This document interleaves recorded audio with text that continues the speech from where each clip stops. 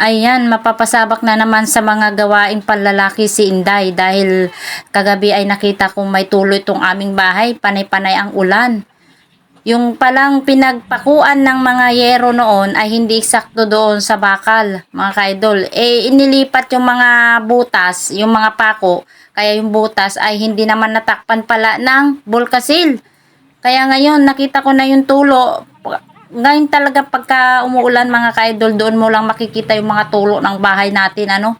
Kaya gagawa natin ng paraan. Ayan, umakyat ako dyan sa taas kasi wala namang ibang gagawa. Kaya napilitan akong ako na lang ang gumawa. Kayang-kaya naman yan ni Inday Bungangera at saka ni Inday Kusinera. Ayan, all around nanay tayo mga ka-idol.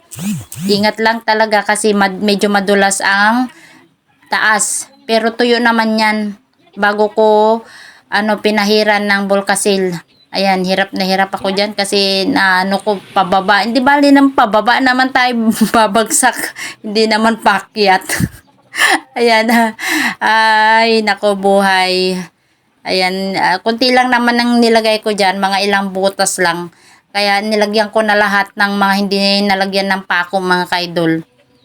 Ingat na ingat tayo syempre dahil madulas nga pero caring naman yan ni Inday Bungangera. Yan, baba na siya. O di ba mga kaidol, kayang-kaya naman yan. Basta mag-iingat lang. Thank you.